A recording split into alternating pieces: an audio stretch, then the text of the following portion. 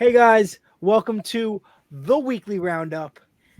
I am Nick from the Vinyl Casket, joined by my amazing co-hosts Carlos from Omni City Comics and Manny from Manny Reads Comics. How you guys doing today? Doing Doing good. good, man.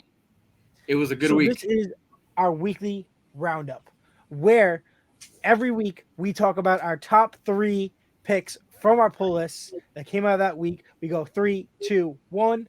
We then talk about our disappointing moments of the week, our favorite covers of the week, followed up by our what we're expecting next week, what we're excited about.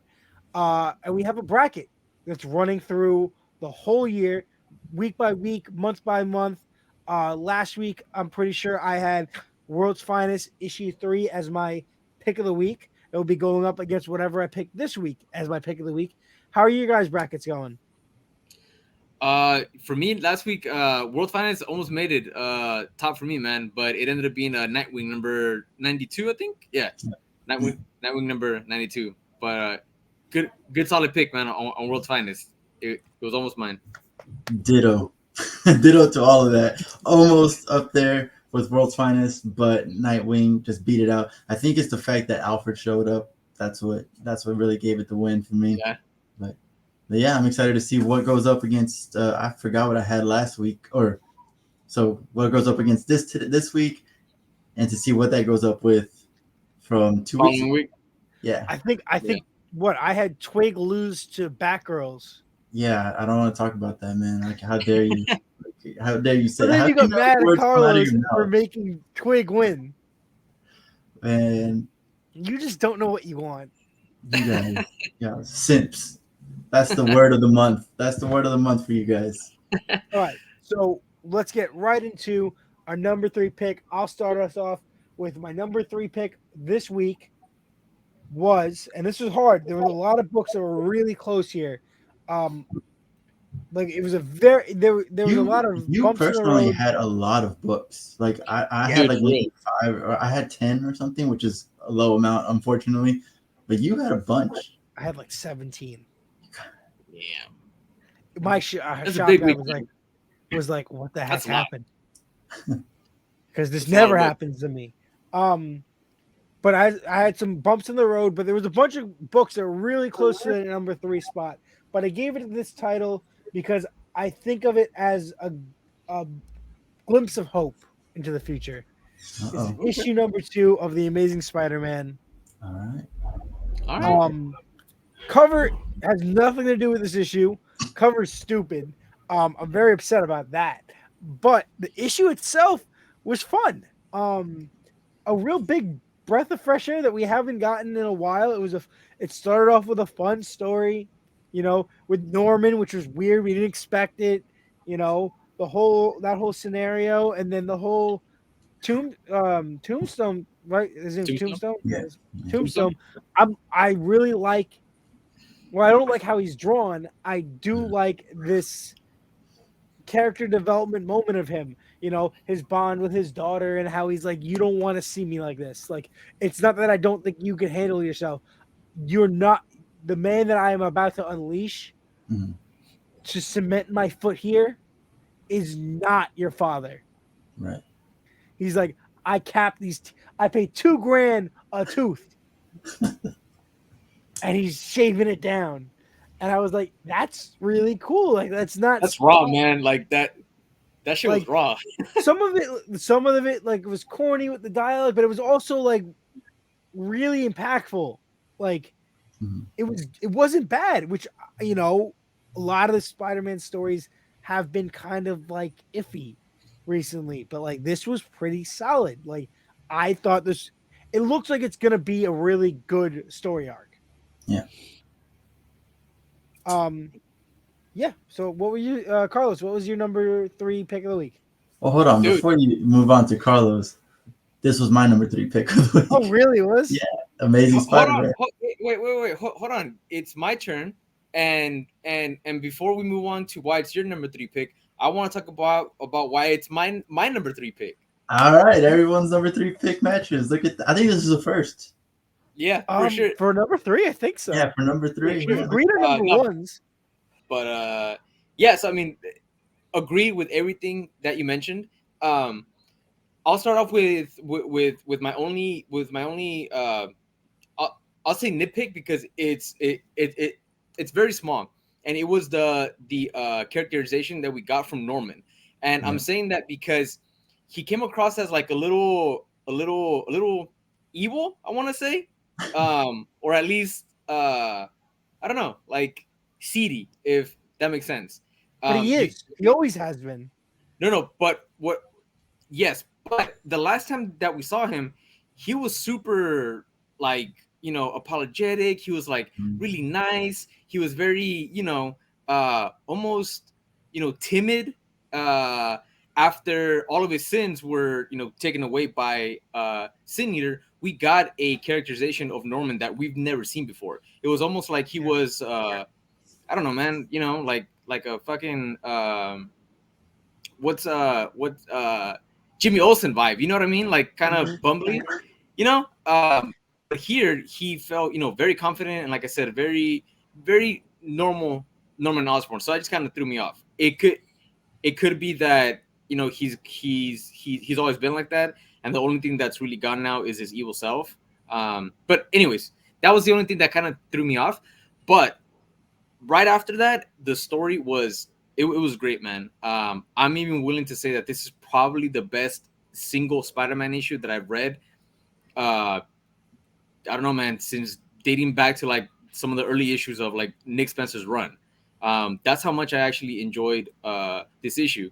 It felt like Spider-Man, it felt like a Spidey issue, and Pete's characterization here, while a little bit more on the rough side, a little bit more on the darker side, it was in line with the times that we see Peter, really frustrated with what's going on around him.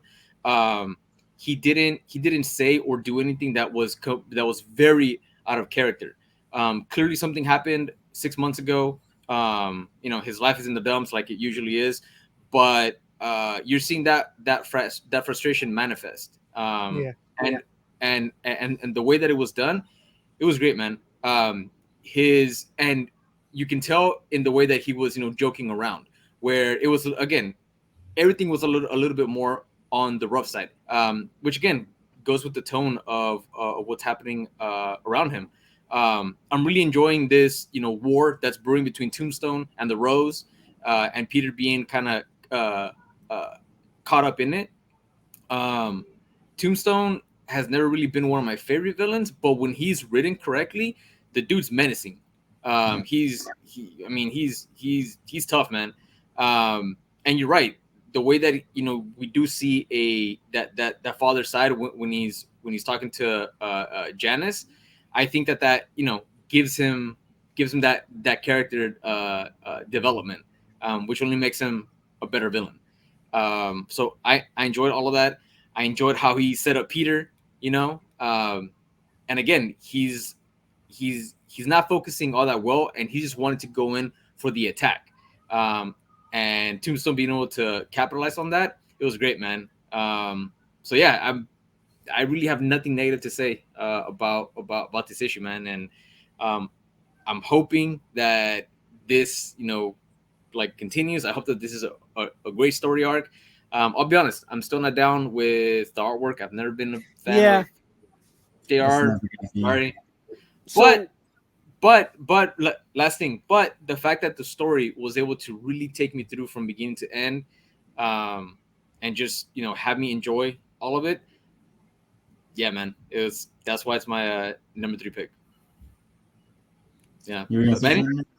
So, sorry, Nick, what were you gonna say? Yeah, so quickly, I'll just talk a little bit about some of the things you said because I liked it. Is that the Norman thing is that we haven't seen Norman since Nick Spencer's run end. So we don't know what happened to him the whole Beyond saga and then the 6 months period. So something could have happened, which is what in my head I kind of wrote it off to. Artwork, I agree, is a little funky, but at the same time, I kind of write it off like how we did in like the mid 2000s. Like, it's that funky, weird Spider-Man art, which is not great, but like you just have to okay, it's Spider-Man. Like this fits, I guess. It doesn't fit though. It doesn't Yeah, fit but anything. you know what? We had his art style for a really long time. You know, and I'm so Yeah. happy that I didn't read comics in that period of time. I'm very, Uh, very I happy. guess I'm used to it at least at the Yeah, point where like it Yeah. it's not terrible. It is terrible. it's terrible. It I could could be draw that. worse. I feel like I could do that. And I'm not an artist. I would never say I'm an artist, but I feel like I could draw that. 100% Um. draw that. Oh So man. what was to say? I also am liking how this 2-issue story arc so far is taking in a lot of the things that happen towards the tail end of Nick Spencer's run. Yeah.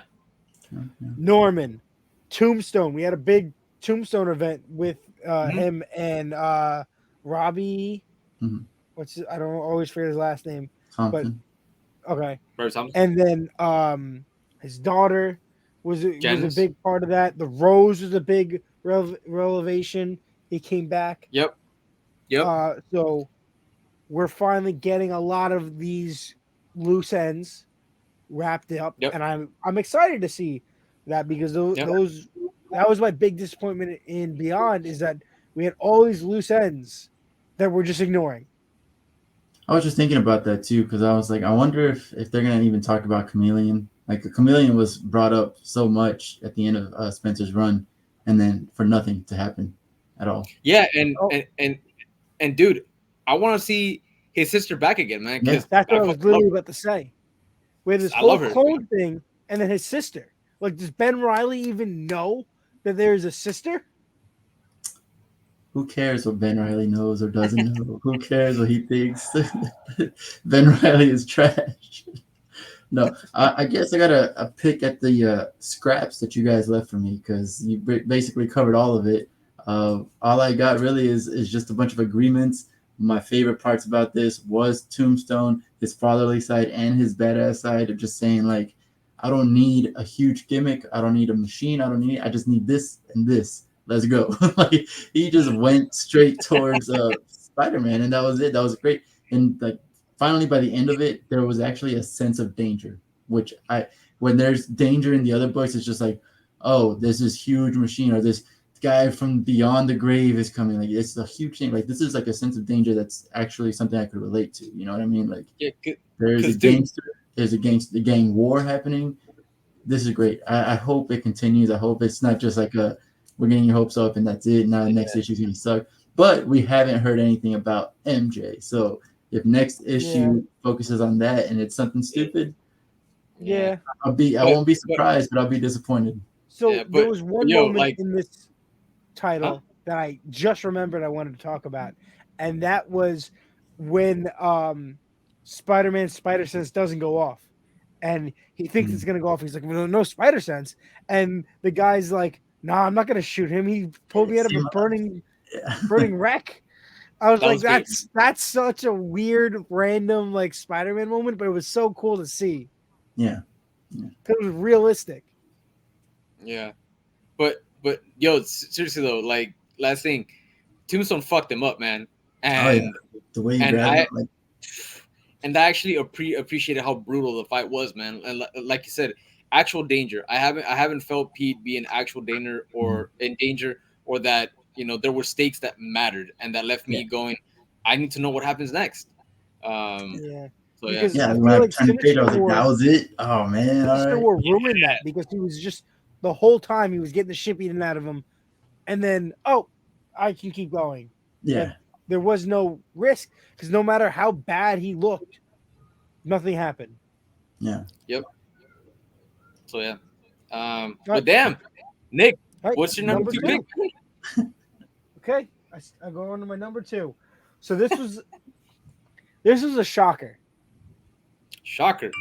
big shocker to me. bold 'cause I word. didn't- So this is a book that is a mini crossover right now that I did not expect after reading the last part. I didn't expect to Don't tell enjoy me. this so much. And that was issue 7 of the Hulk. This was awesome. So I picked up Thor late last week. I just reviewed it this week. But this was way better. It was best part so far. basically, if you've been following along, Hulk had his psyche split into three parts, where Hulk has been in this mental engine room, having scenarios and simulations thrown at him, and his anger's been fueling the body, which is being controlled by Bruce Banner's psyche through a machine, right? The machine's not broken because the fight between Thor and Hulk has gotten to this point where he threw the hammer at his chest, and Odin in the hammer went into Hulk's brain and was arguing with Banner. Now, the Avengers have stepped in, and Iron Man went there to confront them in a Hulkbuster suit made out of a dead Celestial, Of course. and was able to beat the crap out of Hulk to the point where he broke the suit that was controlling the body. So now Hulk is unleashed out of the engine room, Okay. but still thinks he's in a simulation. So he's not holding back because he doesn't realize that these are his real friends. Oh no. So he's going ape shit. Ape shit. Yeah. Ape shit. Are you reading this also, Carlos? Yeah. Oh my god, you should have even been reading this whole series. It's been so good. Johnny yeah. Cates has been amazing. So I've been saying that I'm gonna catch up on Hulk, and I haven't. And this crossover, it honestly has me really wanted to go back and start from issue number 1. Which because it's so yeah good. yeah because dude, I mean I've really been enjoying his Thor run. It hasn't made my top 3, and it's always there, like on the cusp. You know, but yeah, But you're this still enjoying it. Yeah. So the big climax here was at the end. He was using the celestial body to absorb the gamma radiation, but it got to a point where Hulk created this giant explosion, the equivalent of like 100,000 gamma bombs. Just massive. And now we end the book with a Hulk out Thor. Yep. Like Nice. this whole fight and this whole event, dude, has just been absolutely bonkers, man. Like it's so the first two like, parts I kind of thought were like okay, but this issue really stepped it up. And the way that I feel that this event is going, it's very comic booky in how absolutely outlandish it is. But I love it, man. Like this is what comic books are, you know, all about, man. It does not feel gimmicky at all. It just feels like a badass fight between two, you know, powerhouses. Three now. Huh? Boy, 3 powerhouses at this point. Yeah, at this point, 3. He has a giant dead celestial, which is that's from King in Black, right? It could be from the very original Avengers run of this run. So it was King in Black in the sense that like he basically bonded part of, you know, the symbiote to that celestial, but that armor actually goes back not to the current Avengers run, but to 2 volumes ago or 3 volumes ago of the Iron Man run, where he basically like ended up accessing that celestial and used his tech in order to pretty much take over / create that celestial armor. So it's just cool seeing all of that kind of come back, you know? Yeah, but it was dope, man. It was dope. It sounds cool. But yeah, man. Agree with everything. What was your number 2? So for my number 2 pick, RogueSun number 4, and this is the issue that I can say I am officially on board the RogueSun train. Like it's about time. You know, I've been, you know, hanging in there the first 3 issues. Don't get me wrong, I've enjoyed it. It's been good. But this issue really propelled it to the feeling that I was wanting to get, the kind of feeling that I've gotten from reading Radiant Black. And like I mentioned, this issue gave it to me. We're introduced to a new monsters slash villain of the week. And you know what? I do want to say the villain of the week can get tiresome a lot of times, whether it's in like TV shows or comic books. But for RogueSun, it works out really well, man. Because so far each villain of the week has been interesting, and it's actually propelled the story forward in terms of Dylan figuring out new powers. His overall interactions with his dad, us getting more background into the suit, into the mythology, I guess, of the RogueSun suit, and yeah, the overall world building. And the villain that we're introduced to this week is Demonica, I want to say is how you pronounce it. And the way she's introduced is super cool, man. She's like strolling a cemetery, and her power is basically that she eats, the sins of people that have already died. She kind of almost resurrects their spirit in a way, but she looks for particular people that have sinned. So the worse the sins that they commit, combined with the time period in which they committed those sins. So, for example, like during the Great Depression or during a war or whatever, the more power that she gets, and the younger that she ends up, becoming, which is her ultimate goal. And in this issue, Dylan finds himself going up against her, and he's again not at all prepared for this. And his dad, who was RogueSun before, tries this issue to get him prepared and access one of the most powerful attacks that the RogueSun suit can perform, called the Blackfire. And Dylan is just not taking this seriously. He's tired. He's kind of an asshole, that he has been. And this issue, he gets called out on being a bully and just being an asshole by a girl that he's trying to dating. I don't think that it's his girlfriend, right? Not that we've seen. Were going out. I guess they were going out, maybe. Man pulls out the dead dad card. Yeah, he fucking pulls out the dead dad card, and she calls him out on that too. Yeah. And one of the things that I haven't really liked so much is that he's just not likable, and I know that it's intentional, as I mentioned before, because he's gonna go that hero's journey. But I appreciated the hell out of him being called out, and those things that I've been feeling be put on paper. So that really elevated the issue for me. And when we finally get to the fight with Demonica, it's a dope fight, man. Like, the art by Abel is the artist's name. I'm starting to enjoy it just so much more, man. I feel like every issue is like really getting just better. The colors are great. The way that the action is drawn is awesome. And like I mentioned, it's a rough fight, man. And Dylan gets his ass absolutely beat. And Demonica was basically gonna end up killing him until I don't want to ruin the spoiler for anybody. Spoil it. It was my favorite thing. But this is what we do here. Out of nowhere, Dylan's mom comes in, fucking just like crashes the party in this dope ass suit. Wrapped she's a villain.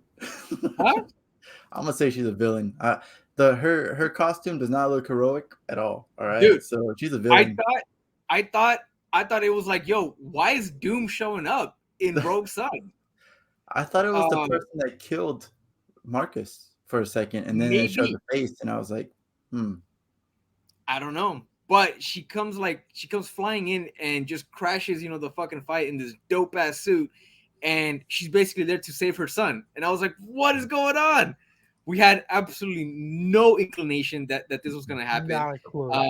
She's been absolutely against, Dylan being RogueSun, which, Manny, damn, now that I think about it, maybe she did kill Marcus. I mean, who knows?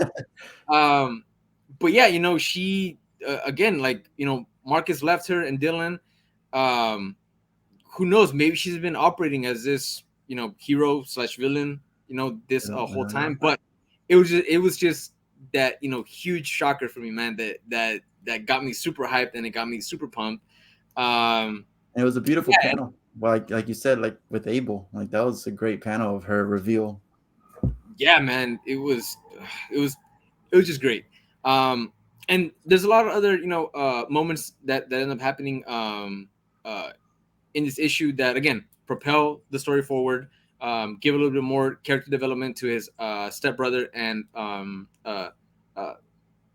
stepsister, Ari, I think is her name. And yeah, man, it's just it everything about this issue was great. It's got me hyped, and I can't wait for the next issue and see what other cool awesome reveals we get. Man, once again, I think that my list is the same thing as your list because I'm pretty sure I know what your number 1 is, and I think we're the same. But my number 3 is RogueSun number 4.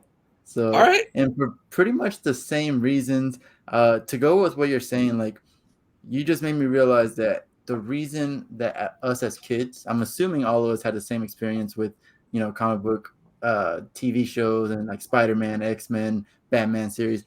The villain of the week works because we're kids and we're learning about these heroes. We don't know anything about Batman, but now we know who Riddler is. Now we know who blah, blah, blah is. Yep. And so that's why it works for RogueSun. He is a completely new character. And while he's learning, we're also learning. So that's why it works. Yeah. Villain of the week works for new characters, but not for us. I wanted to talk about this real quick because the other thing that this borrows the formula from, which we already know that RogueSun and Radiant Black and all these things are heavily influenced by Power Rangers, which was a villain of the week, monster of the week thing.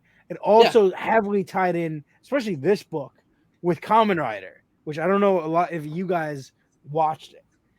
Kamen Rider, because it wasn't, there's only two Americanized shows. Yeah, I watched just a little bit of it. Never became a fan, really. Yeah, but I've watched some of the Japanese things, and this RogueSun is giving more of that kind of vibe because it usually only was a whole show around one single character that had a suit instead of a team, which kind of Radiant Black, while being a solo, also kind of has the team theme. Yeah. This is following that, and those monsters are always more like weirdly mythical, and I'm which they are in this. Yeah, so I'm seeing that vibe, and like Demonica just screams like freaking what's Power Rangers called in Japan? Sentai. Sentai. Yeah, Scream Sentai. Like that's such a Sentai Americanized name.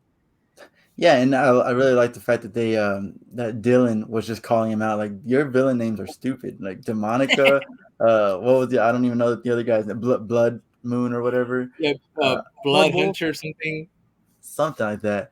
Blood Wolf something. Another thing to your point is the fight between Demonica and Dylan. When I was reading the panel, I was like, please don't do it. Please don't be cliche. Of doing the if I really truly believe in myself, I can do this technique, and they didn't do it. They straight up were like, nope, he doesn't know how to do it, and he never learned. Yep.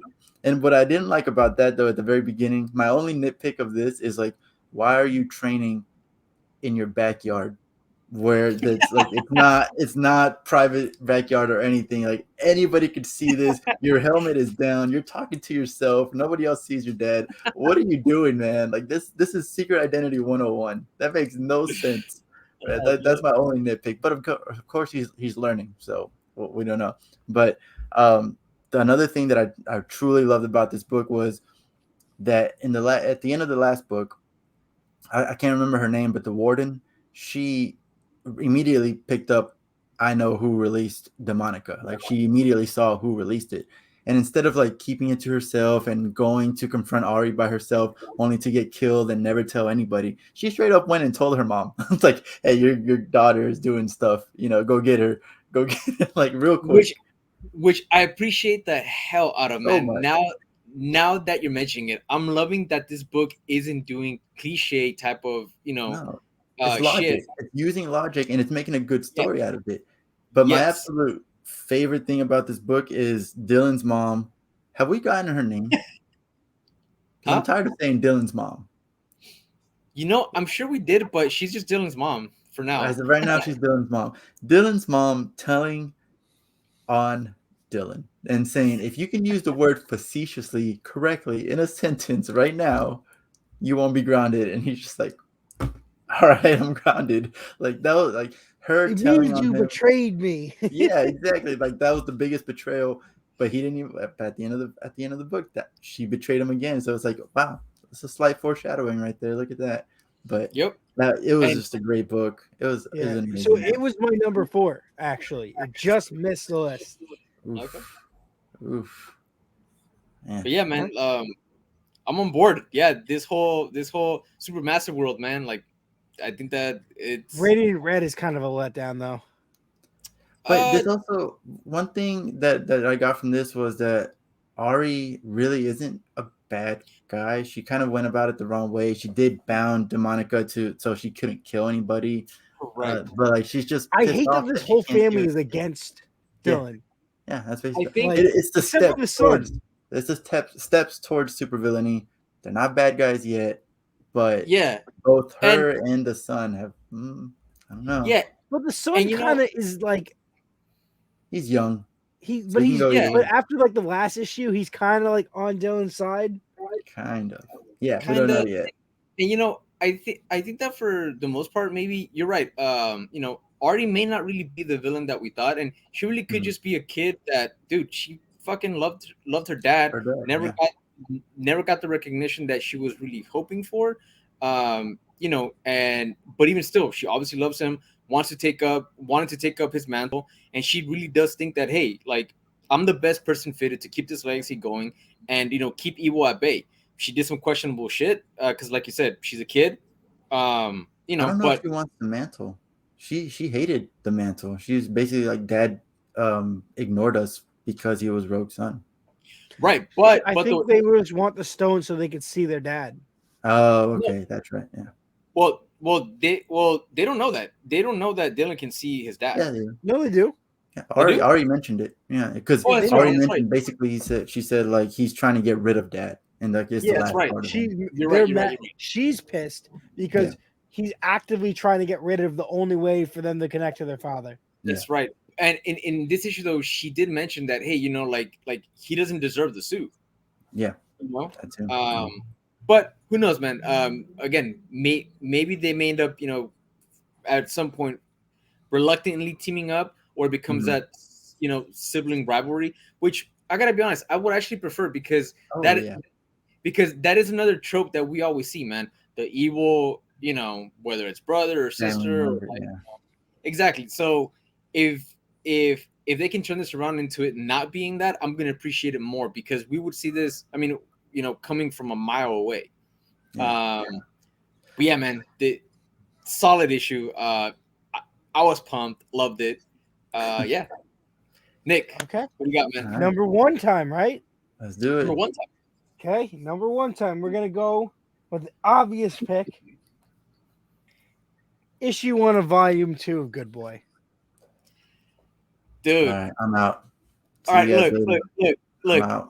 Please don't spoil too much of it because my shop didn't get it. I'm not getting it until next week. I'm so heartbroken. I'm not getting it. Spoil it because it's gonna be bad. So whatever. No, it was. Does it follow a movie? Kind of like John Wick? Does it follow John Wick 2? Or is it like following another just action movie? It has a. I don't want to. Damn it, Carlos. No. You can tell me if it follows the second movie. That's not spoiling it for me. It's definitely similar to like action movie tropes. Okay. All right, I'm gonna explain the plot a little bit. Just the beginning. No, that's fine. Yeah, that's fine. Basically, we don't get the main character until the end of the book. Okay. So we get a brand new kind of slew of stuff basically revolving around a like this hidden valley where it's kind of like yogi related, where all these people that have like these animals, these dogs have like done really bad stuff in the past, have like come to spiritually like reset their life and like start anew and very spiritual and monkish and All right. Kung Fu whatever. Panda. Got it. Yeah, but like but they're all like ex like killers and mercenaries and whatever, but like they've chosen like this peaceful like lifestyle, and like this group of fucking dogs with fucking masks and shit just show up and start lighting shit up. And All right. then, you know, progresses. But like it was so it was I like that it's expanding on this world with humanoid dogs. Yeah. And like their personality and like the interaction between them, like the coexisting is really cool. The art's really fun, and I just like the story, and I like how like so little happens, but so much happens. Would that be the same? Like, I don't remember watching this movie. I remember watching it. I just don't remember anything about the movie. The Last Samurai with Tom Cruise. Is that kind of like what happens in that movie? There's a lot of movies the whole like that. just being in a dojo, and like I guess a group comes over and kills the monks, and the lone survivor has to go and get revenge, kind of storyline. I just feel like that's the Last Samurai, but I could be wrong. No, it's similar. It's kind of like it's a trope. It's like you know, all these people choose peace, and then yeah. Well, I mean, dude, I fucking love the first volume, man, and it seems like they are trying to introduce something a little bit different, because nothing like that happened in the second movie of John Wick. If anything, you know, the desert where where John Wick ends up meeting, but I'd say like the leader, I guess, of the fucking Order of Assassins, out in the desert where he's got to like sacrifice his finger, but that happened in the third movie, but there wasn't like they didn't show like a whole band of assassins living out there that were former mercenaries or anything like that. So it's kind of cool that they're maybe starting to deviate a little bit from the I'm really hoping that this is more than a 3-issue volume. I'm hoping that they really expect, because not enough happens in this issue that I can see it being over in 2 more issues. I think from what I remember, I think that this one's gonna be a 4 or 5 one. I think. I wish they would just do an ongoing thing. It's so good. It makes no sense to do volume breaks like that. Just do a regular. Because like it was less than a year ago. It was what, a couple months ago. I feel like it ended. Like whatever. I know it's an indie brand and they're doing whatever they're gonna do to make it work, but it felt like a real true continuation of the last set of books, while also being completely different. Cool. I'm honestly, man, I can't wait. I'm so disappointed for you. Trust me, man. It fucking broke my heart. I'm getting it next week, so I'm sure that I'm gonna be talking about it in the chat. Manny's just trying to pretend that he doesn't love it, and he's trying to go against the grain here. For what reason, I don't understand. Training, getting stronger. You didn't read it, right? You haven't read any of it? Who? Me? You. Huh? You. Yeah, you're a loser.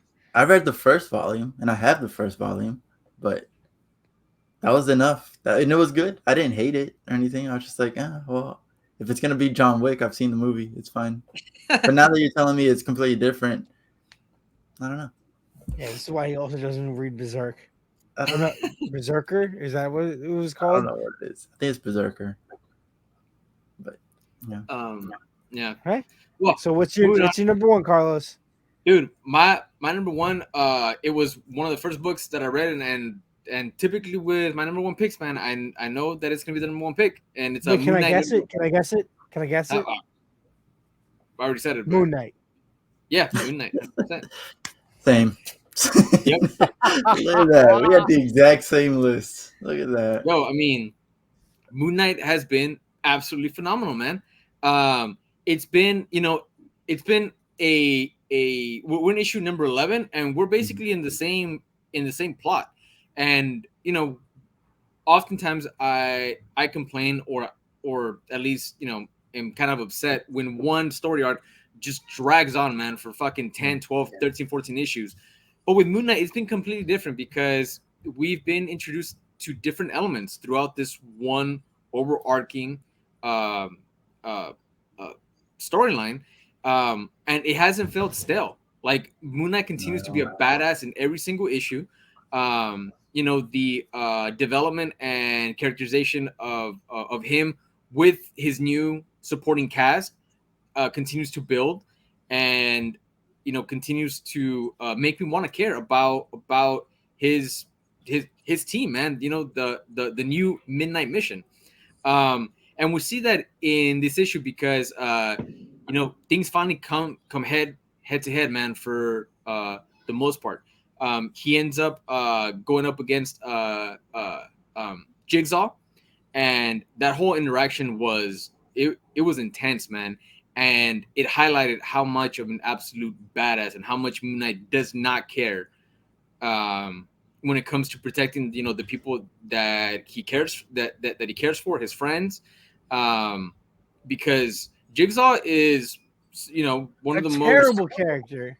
Huh? My least favorite villain of all time. Oh, I've never even heard of him. Dude, so he's a Punisher villain. Yeah. Okay. But he's supposed to be, pretty up there in terms of, He's just a punching bag. Yeah, but he's had his moments, dude, where like he gives, Punisher, fucking trouble. And here Moon Knight just absolutely decimates him, man, in one of the coolest panels that I've seen. Because Punisher's just a freaking human with guns. Moon Knight is literally a god. Well, I mean, Khonshu's a god, and he is the fist of a god. Sure. He's basically just punching people in his chest. Anyways, he ends up taking out Jigsaw in one of the coolest panels that I've seen this year, man. Where he like ends up grabbing him from like behind the shadows, and that panel was just beautifully drawn, man. It was badass. But basically here, man, like Moon Knight is still on the search for his therapist, Dr. Sturman. And he, after he ends up taking out Jigsaw, he fucking continues on his mission. And what I like here too is that, again, his supporting cast also ends up coming to I guess not the rescue, but they end up joining the fight. Reese Reese and Soldier end up backing up Moon Knight and standing their ground. And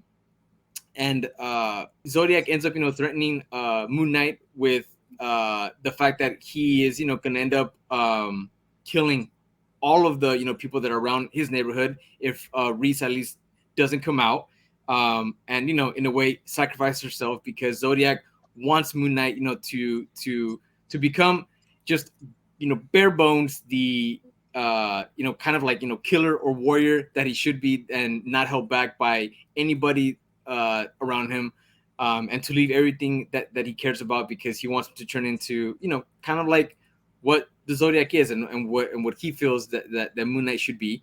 And it's just tense, man. The dialogue is great, continues to be great. Art is top notch. Just some great moments, man. That's why it's my number one pick. Manny, what's it yours, man? No, so basically for all the same reasons, but some of the main reasons here is the panel, like you were saying, the panel with Tigra and Moon Knight going up against Jigsaw. The one before that, where you just see their eyes, and it kind of foreshadows what happens with Jigsaw and why he was tricked. That was awesome to see. I was really surprised to see that Hunter's Moon was taken out. Like, he took down a couple people before he went down, but he went down pretty easily. Um, Mark calling to Khonshu was pretty interesting. It's devastating, really, for Mark. You know, he's been doing this by himself. Which has he really been doing it by himself? Because he's been getting hurt and stuff, but he's still healing with the powers of Khonshu, right? So it's like, it's not truly by yourself. Yeah, but Yeah. apparently he hasn't fully unleashed himself, which I'm excited to see.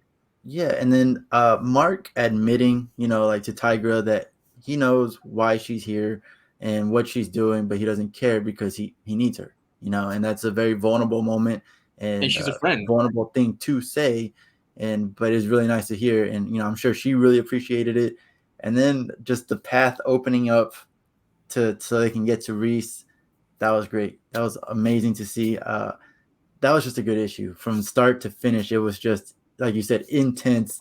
There was never a dull moment, even when there was a bunch of dialogue with Zodiac explaining like, "Oh, I brought my cartel. Here's my plan. Blah blah blah. Yep. I'm not gonna go inside the mission. I feel something that's wrong there." Like he was talking a lot. He likes to talk a lot, but Yep. even with that, it was intense. Like it was just a great book. Like number one, 100%. There's no denying. There's no even thinking about it. It was number 5. See, this is how you know that it's a number one when Yeah. Nick says. You just gotta flip it around, whatever Nick says. So yeah, no, Moon Knight was Alright. definitely great. Solid picks, guys.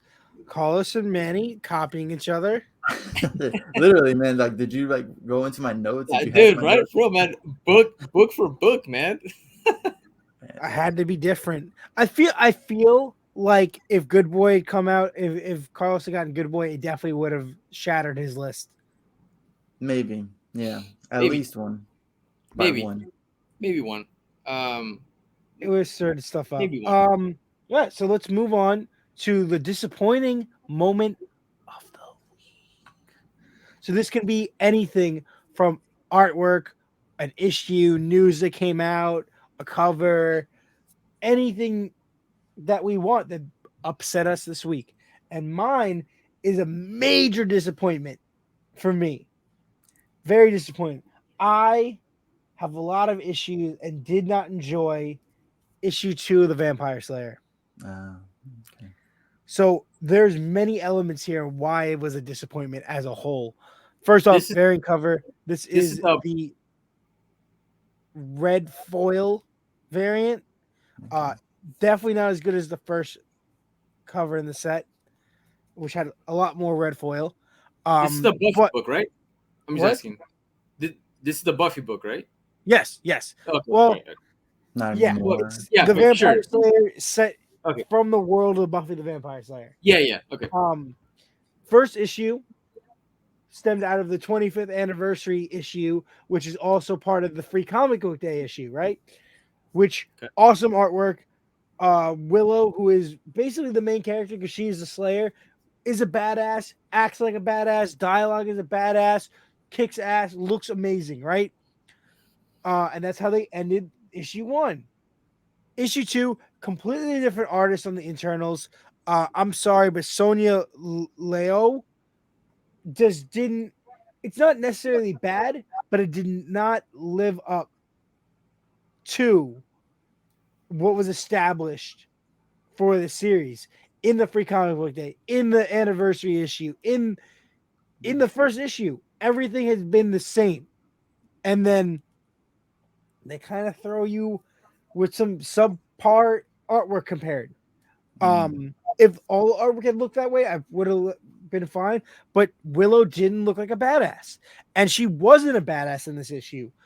Basically, we go from her kicking ass and saving Buffy and being like, I'm the Slayer, whatever, looking sick as heck, to her being pathetic and finding out that like she is not in fact the original Slayer in this universe, but because Buffy was dealing with a bunch of problems emotionally and couldn't handle the whatever, that her and Giles used magic to alleviate some of the problems that Buffy was having, and it ended up accidentally transferring the powers of the Slayer and some of the memories of her being the Slayer from Buffy to Willow, and causing Willow to now be this frantic mess because she has all these memories and of all these fights, but she can't, she's having all these problems now. But in the first issue, she was a badass, no issues, saved everyone, kicked ass.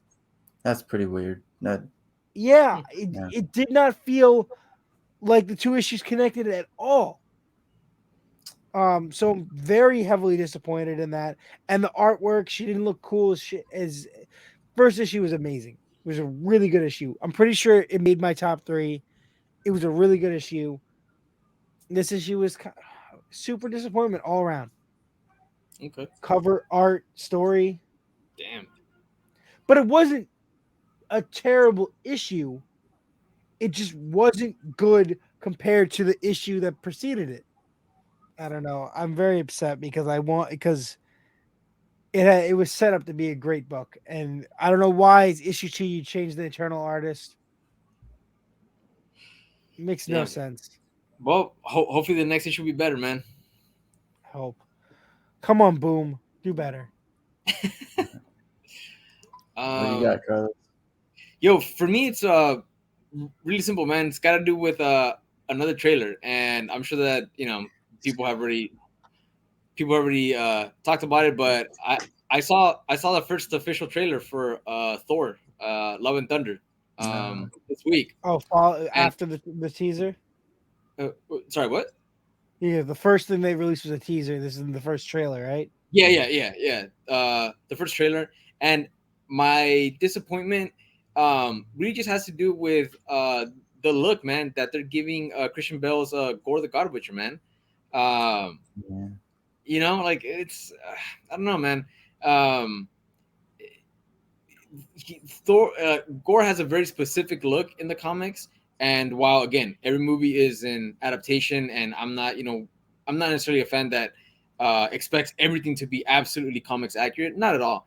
But I just don't like the kind of like body paint kind of look aspect that they gave Christian Bale. I don't know. I hope that it ends up, translating well once we actually get Gore's, story. But yeah, man, I don't know. I was really looking forward to seeing, Gore being depicted, but in a way, this may be better just because Marvel's, CG has been kind of CGI has been kind of spotty lately. So who knows? Maybe this is kind of a blessing in disguise.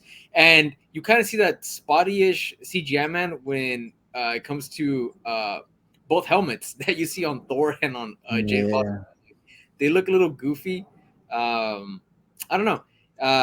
I'm still excited for the movie. And while I was expecting, this movie to have that comedic element, just because it's still Taika, it's still following Ragnarok. Jason Aaron's Thor run was a very, very serious run, like extremely serious. And it's personally my favorite Thor run of all time. And again, it was heavy, man. It was dark, and definitely explored a really different, vulnerable side of Thor. So again, I don't know how I feel about the direction that the movie is kind of taking. But just like any movie, I'm going into it with no real expectation that it's going to be bad, and I'm going into it with an open mind. We'll see how it does, but yeah, I'm just kind of overall disappointed in some of the things that I'm seeing. But that's it for me this week. A month ago, I would have, agreed with you and said, it's just MCU. It's what they can do, whatever they want. They can change the look of Gore if they want to. They can change the feeling and the tense intensity of the story if they want to. I haven't read this run, so I don't know what it's supposed to be. But now that, thanks to Multiverse of Madness, MCU is 616. They should be the same in my book. Everything that's comics, it should be exactly the same in the movies because it's 616, right? Fucking dumbasses. I hate that. That's my disappointment right there for the month, man. Like, oh, it's 616. No, it's not. All right, Carlos, I had a question. Yeah. Because you've read all these Thor arcs. Huh? Is Gore the God Butcher? Huh? Was that Jason Aaron or was that Donny Cates run? No, that's Jason Aaron for sure. Is it? I know it was recent. It was, but I didn't know how Oh, dude. recent. Nah, I man. think That Gore that got that run from Jason Aaron. That's like 2000 and it's like 2013, man. Really? I thought he was a newer character.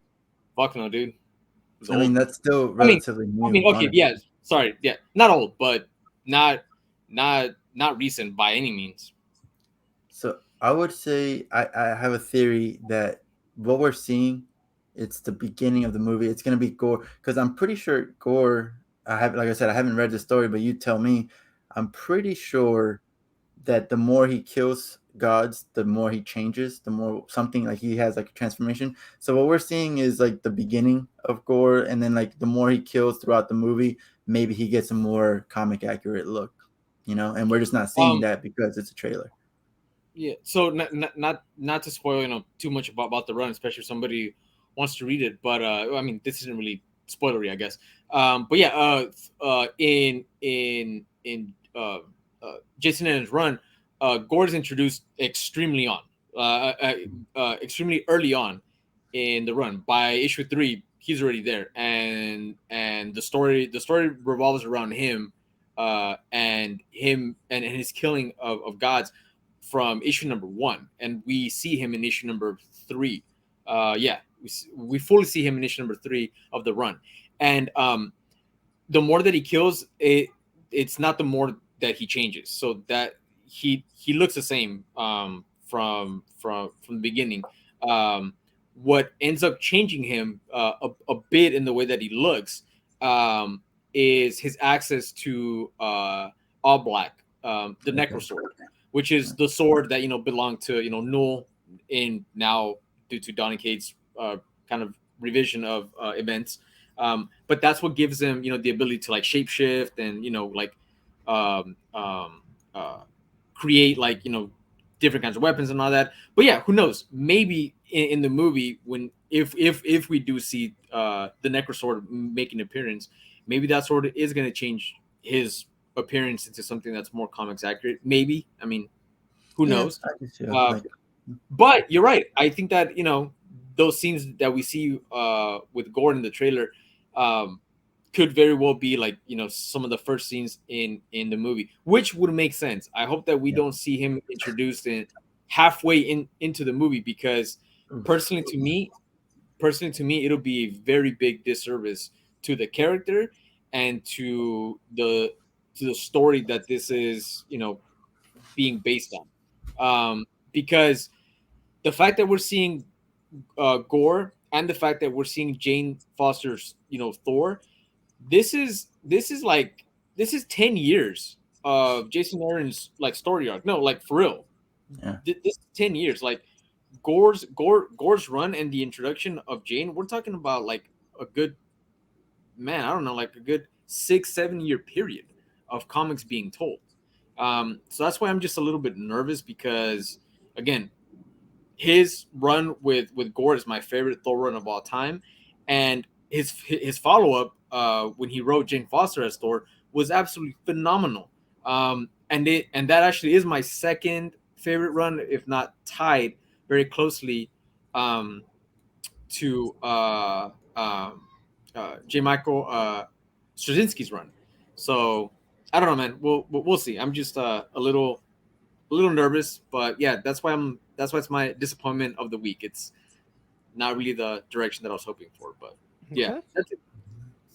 Okay, Manny, what do you I got? I am once again disappointed in myself. What? In What? myself, for choices that I've made. I let you I let you peasants talk me into reading Something is Killing the Children. Oh, come on, man. And Yes, nothing happened this week, but like it was a good issue. I read, so it wasn't even the book. I've had this feeling before I even read this week's book, because I read House of Slaughter. I read all of the House of Slaughter up to the issue number 6. And like I thought it was gonna be more story building. I thought it was gonna be more world building. It was just about Aaron, which I don't give a shit about Aaron. But it was story building. You get to find out about the how there's different houses and all the different We found out masks and what all that with the stuff we found out in the first in the Something is Killing the Children. Like I didn't learn anything new other than new characters, right? Whatever. I just read it and I realized, like I don't have to read House of Slaughter 7. And then I was like, let's just, that's House of Slaughter. I'm not gonna go too crazy. Let me read this week's chapter of Something's Killing the Children. And at the end of it, it's not a horrible book, but at the end of it, I said, if they stop making this book today, do I care about learning the future, or do I care about ending the story? I do not. I could end this story right here and I'd be fine. And so I'm like, I'm gonna drop it again. so I'm dropping it, but I'm disappointed in myself. But to be a little positive, I'm disappointed in myself because I let you guys talk me into it. I knew I had the right choice to begin with, but it doesn't matter. But I will say that if I go into my LCS sometime this week and they still have GoodBoy, then I'll pick up GoodBoy. There's that. I'll switch. Manny, I hate you. There is nothing so amazing about Something is Killing the Children. There's nothing in my eyes, in my whatever. It's this beautiful mystery and it's Erica is meh. Oh, I'm quiet, silent type. Look at my eyes. They're crazy. Huh? Like, shut up. I don't like it. Like even the in this story where she calls old blue mask guy, I was like, oh, that's a throwback to that guy. Okay. Like I didn't care. I really didn't care about anything. She doesn't. The victim, I don't give a shit about the victim. I don't. Everything about this. The monster is not that scary. You guys, you pulled me in with saying that the monster was scary and creepy as hell. Dude, the monster is trash. That monster is garbage. I'm so angry. What? Look, it's creepy because it's the first time we've gotten one that looks like a human. And see that's what I'm saying. I cannot. You can use all your reasonings for yourselves, but for me, it's like, eh. And that's what. Look, dude, if it didn't hit and if it didn't land, that's fine. I've always said. That's what I've always said. Give it a chance. You're fighting this. You're going in trying to fight it. Like you have not given it a chance. You read the whole thing the whole time. You're judging it like with like a microscope. Like, I didn't have to. Trying to find a reason not to read it. I didn't have to read House of Slaughter, and I was like, you know what? Let me read House of Slaughter too, so I know the full story. Let me get into this. In House of Slaughter, that guy like being a painter, or whatever, that was so like the new focus. It's like, whatever. Cool, you can see without seeing. Like I don't know. And I'll be honest. And I mentioned House of Slaughter. It honestly does not hold a candle at all to Something is Killing the Children. It's more of an ancillary read. You know what I mean? Gives you a little bit more. Jace has never really been my favorite character, but I still enjoyed his story and learning a little bit more about him because again, they were all good stories. I'll say that the whole series so far, they've been good stories. I don't hate on the stories. I don't think they're bad stories. But what I'm saying is, I think you're a bad reader. Can I live without it? Yes. Yeah, and that's perfectly fine. To me, Something is Killing the Children. The reason why I love it is because, like Nick said, nothing crazy really happened. This issue, but I read it as more of a developing kind of like not even I don't want to say a detective story, even though I view it as this kind of like detective monster story that slowly unfolds. It's a slow burn with very intense issues sprinkled in between, and that's what I like enjoy about it. I actually really enjoy this more of like kind of like slow burn to it, and personally, I don't know, man. There's just something about the character of Erica that I really like. Yes, it's super cliche in the I'm silent, I'm quiet, I'm way too cool. I got a trench coat. Look at my eyes. You know what I mean? But I don't know, man. For some reason, it just works, and it could be because I started this from the very beginning. From issue number 1. So again, I have that time with this character, with this title, with But going. I hopped on it late, read the whole thing, caught up. Yeah, and I loved it. Yeah, but hey, man, you gave it a try. You know can what? live without it. It's okay. I got something for you. Once and Future isn't good.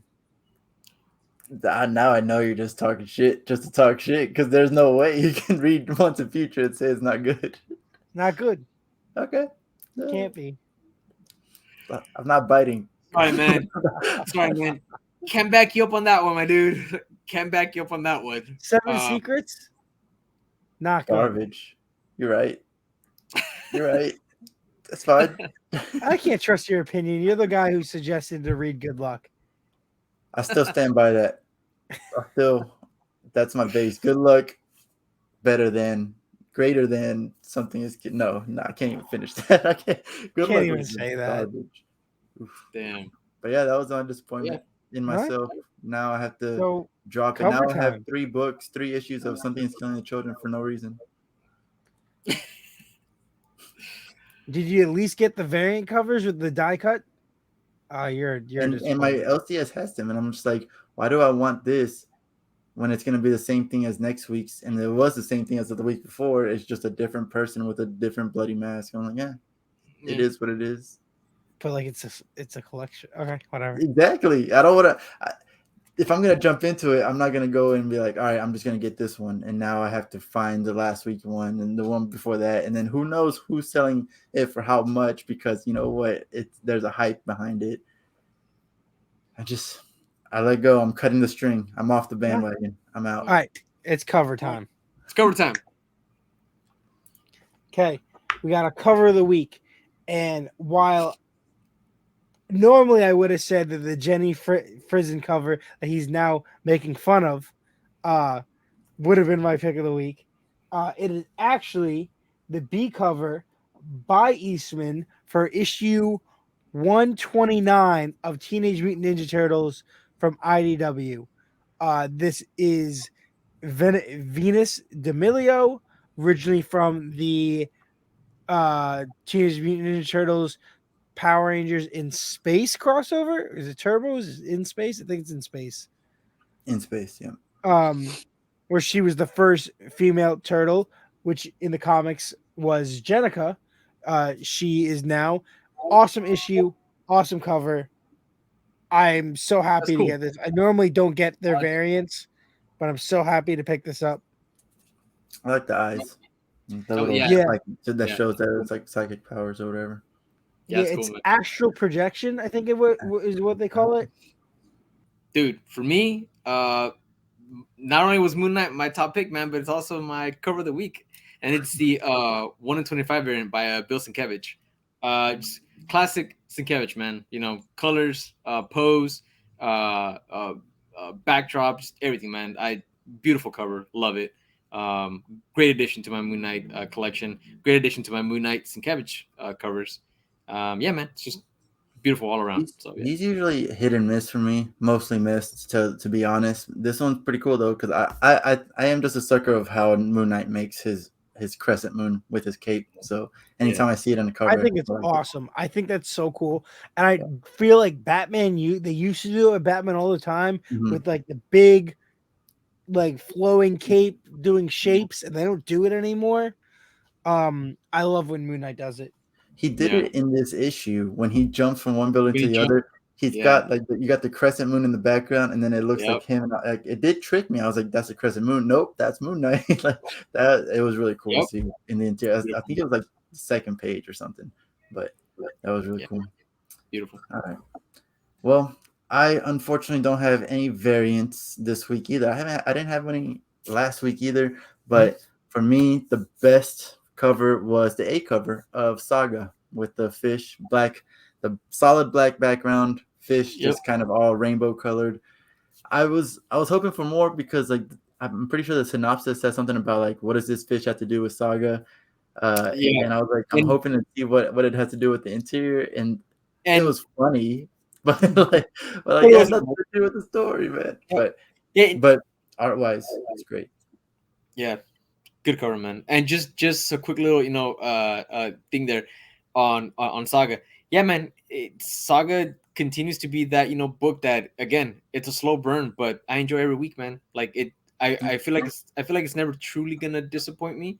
But yeah, just continues checking on, yeah.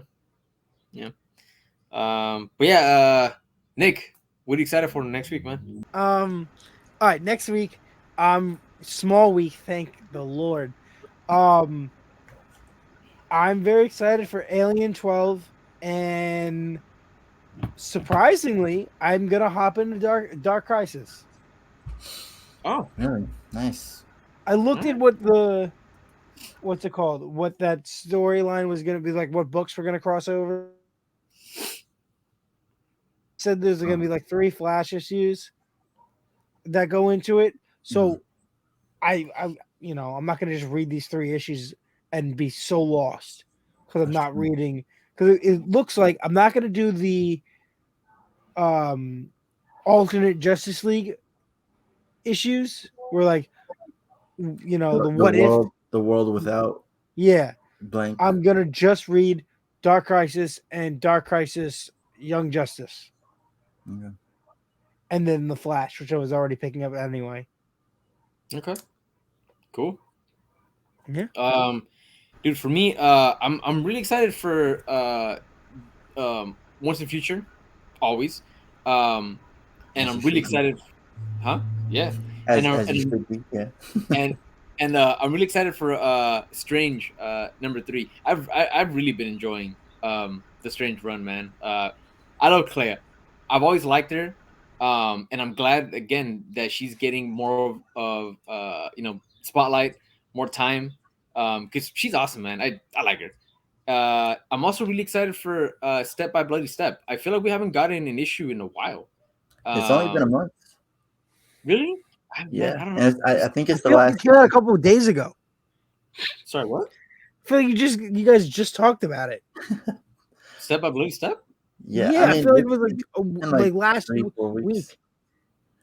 week. But this It was is last week or the week after, but I is mean, the last issue. it is, yeah, the last issue. I don't know. For some reason it just feels like it's been a long time. It's probably because it's like the You last. didn't read it, Huh? Because you didn't actually read anything. Like Maybe. Yeah, maybe. I don't know. But point is, though, I'm really excited for it. Like you mentioned, the last issue. It's been a really interesting book, a very interesting experience. So I'm really happy to finish it off. Excited for Nice House on the Lake. I'm hoping that we get a little bit more of a progression. Now that we're getting not yet. Now that we're getting towards the last quarter of the run. Yeah, a lot of good stuff coming out, but these are the ones that I'm really wanting to get to. So yeah, what do you got, man? So there's a new number 1. I think it's only gonna be 3 issues long. On Image, it's called The Closet, and it looks like it's just gonna be a scary story. The Closet. That's right. Yes. Yeah, so I'm excited by that. I think that the writer's James Tynion, so Nice House on the Lake and all that. Yeah. Once in Future, of course. And speaking of like feeling like it's been forever since one came out, Captain Marvel number 38 comes out, and Captain Marvel. it has not let me down too badly yet. So I'm excited to read that. The least thing I'm excited for is this Batman annual that I'm gonna buy. But why? How do you feel about Clown Hunter's I hate it. costume? I hate it.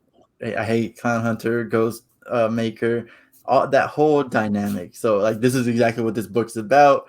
I hate it, and here I am gonna buy it. Like I have the collection. I have to finish it. All right, like it needs to happen. I can't control. I don't make the rules. All right, I just follow them. Man. All right, keep on being the sheep, man, and throw away your. Is this one is this one $4.99 or is this one $5.99? This one's $5.99. $5.99. Wow. $5.99.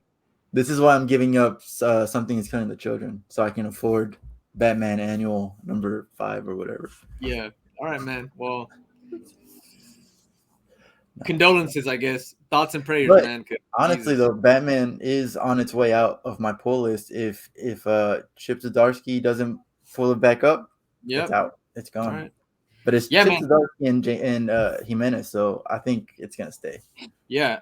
You know, on that note, I jumped back into Batman. You know, after being away for such a long time, and dude, I agree. If Zdarsky can't turn it on for me in the first arc, Batman's gonna be out again, which makes me sad because I was so excited to, you know, get back on it. But I don't know. We'll see, man. Yeah. We'll see. That was a good week. Yeah. Good week. Great picks, everybody. I don't really agree with a lot of Manny's choices in life, but solid week. A lot of books on my end. Way too many. But next week's gonna be fun. So, guys, do us a huge favor. Check out the channel you're watching this on right now. The coolest place on the internet. Subscribe, like, comment. Let us know what your top 3 was, or your disappointing moment, your cover, what you're expecting, what you thought about our choices, what we've talked about, whatever you want. Let us know, and maybe we'll talk about it next week. Maybe we'll bring it up. Yeah. But thank you guys so much. Thank you, everybody. And see you next time. I'm going. Take care.